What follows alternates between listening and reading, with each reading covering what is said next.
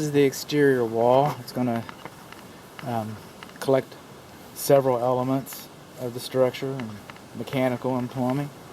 It's going to be a long one, so hang on, probably 10 minutes or so. This is your inspector. This is my mask. Okay, the structure faces west, so we're on the north side of the home. Lawn sprinkler heads should not be closer than 12 inches to a structure. They can cause it to get wet right there. Fence in direct contact with a structure like this, I get it, that's what we do. It's conducive. It's going to be on the wood destroying insect report. It's going to be listed as conducive by design, because we all want fences. Plumbing is conducive, and we all want to take a bath, so there's that. On the siding, right in here, well, this is a good one. Alright, but I am seeing some kick-out flashing above the master bathroom window. I hope that's an indication of good things to come. And over here, see the shingles, see the edge flashing, and then the fascia board. It's not supposed to be that tight. The edge flashing is supposed to lap a minimum of 2 inches. Siding board up here over the master bathroom area, that siding board right there is loose. Can you see how wide that angle is? It's dropped down. It's in direct contact with the roof covering. Coming along here, that's pretty obvious. I mean, we don't have rain gutters. We do not have rain gutters, and the water is just coming down, and when it's coming down and then it's pulling back towards the structure, wind or what, pulling back towards the structure, and we've got moss growing under these windows, and we've got moss growing in all of these window sills.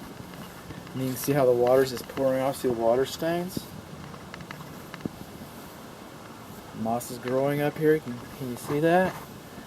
So underneath each window sill, you can see the water stains coming down. It's because there's nothing to divert the water. And then over here, these are called butt seams. And we got a little bit of casement rot going right in there, because the water's coming down and hitting it, and it's taking its toll. And then these seams right here, well, one, they're supposed to be, and I could tell this when I was on the roof, but those seams are supposed to be primed, the edges of the boards, and I did not see any primer. But more importantly, I guess, I don't know, just as importantly, but dutiful to note, there isn't flashing tape. There's supposed to be flashing tape beneath each of those butt seams. And I've never seen it, to be honest. I've never seen it. I'd fall down if I saw it. But it doesn't mean that it's not supposed to be there. And see the gaps here? And see how the water's been coming down here? I mean, you're just asking for it. Those open butt ends without any flashing tape behind them, you're just asking for it. This right here is called a control joint. Some people call it an expansion joint. Call it what you will, but they're supposed to be there. We have this much wall. We're in North Texas. We expect the wall to move. Just like you have the lines out in the street. They expect the street to move. Those control it so you don't have crazy cracks in your street. These are supposed to control the cracking so that you don't have crazy cracks through your brick. That's their job. That's what they're supposed to do. Condensing unit could be more level, should be sealed on 3 sides. Electric meter should be sealed on 3 sides. Grounding rod not properly buried. Gas enters the north side of the garage. Trees too close. That's not a tree, that's a Fatima. That's a red point. That's a, call it what you will. If it's bigger than 3 inches around, that's a tree. That's a tree. And they should not be that close to the house. They should not be within 25 feet of the house. In fact, that's not a tree, that's a red point, that's a Fatima. Well, those are barrier plants. You plant those at the edge of your property to establish a property line, some privacy, those kinds of things. That's what those plants are generally used for. They're not really put next to a house. They always cause a problem when they're next to the house. This is going to cause a problem when it grows in next to your house. It grows onto your house. Now down here, this is called a shrinkage crack. Some people call them corner pops. I get it. Call it what you will. But those just crack. That has nothing to do with your foundation. Nothing to do with your foundation. What that has to do with is holding up the brick. This is not a brick house. It's a brick facade. This is a wood stick-built house. And then we have bricks and we have siding. We have different kinds of exterior cladding. And at this point we have brick. And this is holding up a brick. If this went left unchecked, then you might have a brick problem, but you're not going to have a foundation problem. And I don't know whose hand. If you had another crack over here, it might be different, but you don't. And see the way this is flaking off right here? See that? Okay, it's because we have a parge coat around the foundation. A parge coat. It's kind of like a cake frosting. It's a decorative coat that goes around. Sometimes it's used as cosmetics makeup because we had some repairs. But other times, most of the time it's purely aesthetic.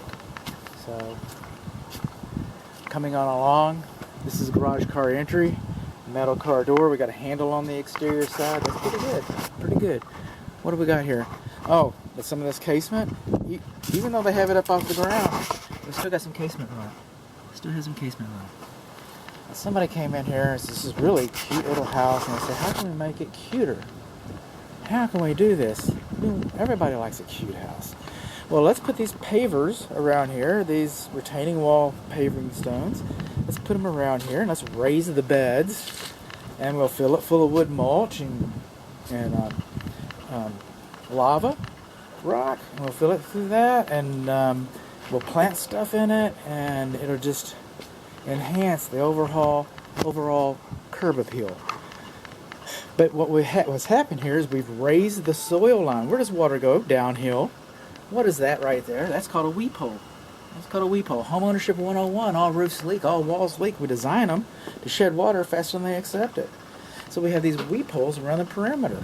Let's see if I can find one. I'm surprised I didn't tell you about one sooner. So just to get the concept. And if you know this, I apologize. You see? Weep holes.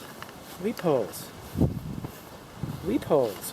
We have these. And the control joints in the corner. Shrinkage cracks on the corners. Let's call it a corner pop. Review here a little bit. That's not a tree. That's a tree.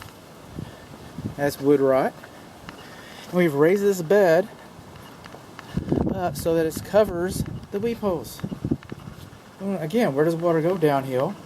Now we have some surface drains in here. Apparently after a while somebody decided, hey, wait a minute. Things started happening after we raised the beds. We had to come back and put some surface drains in here. Is that what happened? Or did they plan for it? I'd like to think they planned for it, but I don't know. So wood mulch here, lava rock here, high soil, high soil. Speaking of weep holes, when you have a metal, this is not the same as the wooden windows. That's why we didn't talk about it. It's not the same as the arched windows. When you have a lintel that goes across, this metal right here, then we should have weep holes. And we don't. We don't have weep holes there. There's another window. We're getting to it. Wood mulch. Wood mulch is the house. High soil. See the staining? See the staining here? It's because the water is coming off unchecked off of the roof and splashing next to the house. Now brick is very porous. All walls leak. Brick is very porous. So we design it to shed water faster than it accepts it. That's why we put the weep holes in there. And we like brick because it's long lasting, low maintenance, fireproof. Lots of good reasons to have brick. But it is porous. Water goes through brick and it's designed to dry out using the weep holes. But you see where you have all these stains? That's too much water. That's too much water for the weep holes. It just is. We got some stair-step cracks between brick and mortar under this window and above this window right here. Coming on along. Wow, look back there. There's a swimming pool. How do I know that? Because the gate's open. Because the gate's open. It's supposed to have a spring that closes it. It's supposed to be self-closing. That gate's not supposed to be left open so children can just walk through. It's just not. Okay? So this gate should have a self-closing spring on it. Lawn sprinkler head shouldn't be closer than 12 inches to the house. Coming on along, we got some more movement. Water, so the way the two roofs are coming in. The two slopes of the roof come in, and they splash on this brick. They didn't like the mud there. They didn't like the mud, but when the water hits this brick, or hits these stones, it splashes back up on the house. It goes back in the house, inside the wall. So that's a good idea, I guess, but rain gutter would have been a capital idea. Anyway, I'm just saying, that's another control joint, and they should be sealed every once in a while. These, it's about time. I don't remember seeing any window. Oh, I do. There's some window screens on the other side. These windows, and I've been informed that the windows with tape on them are to be replaced. So I don't know how many of these windows are going to be replaced, but my understanding is that I'm going to write them up as needing replaced because it's the way it looks when I'm here. But anyway, that's conversation. That's hearsay. We don't know. We don't know. That's what the listing agent said when I met her. I met Heather outside when I got here. Nice woman. Stair-step cracks between the brick and mortar. Stair-step cracks between the brick and mortar. This vent is for the fireplace. That's a good thing. It needs to be resealed. It needs to be resealed right there. So it needs some sealant. But that's a good thing. This is the electric receptacle outlet for the swimming pool light. Swimming pool, I was not contracted to inspect this deck, this pergola, this swimming pool. It's somebody else. There's a swimming pool light right over there. But the GFCI doesn't work for it. It's not safe. Just letting you know, we're missing our weather cover. Will not trip mechanically. Will not trip electrically. It's kind of important.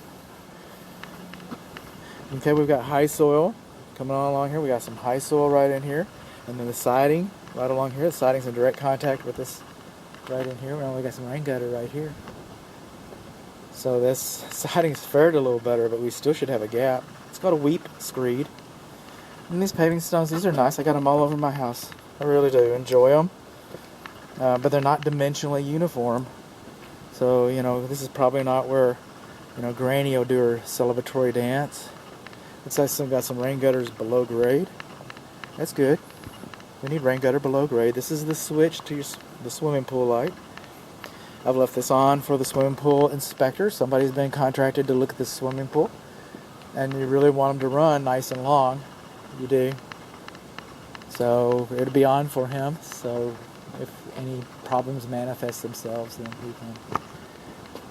And, okay, that's Z-bar flashing over that window. Okay. I'm not seeing Z-bar flashing over the sliding door. The handle's broken on the sliding door. Sliding screen's missing. Coming on along. See these runners? They're supposed to be staggered. They're supposed to be staggered. Your butt seams are not supposed to be lined up like that. That just invites water to come in. It does. It invites water to come in.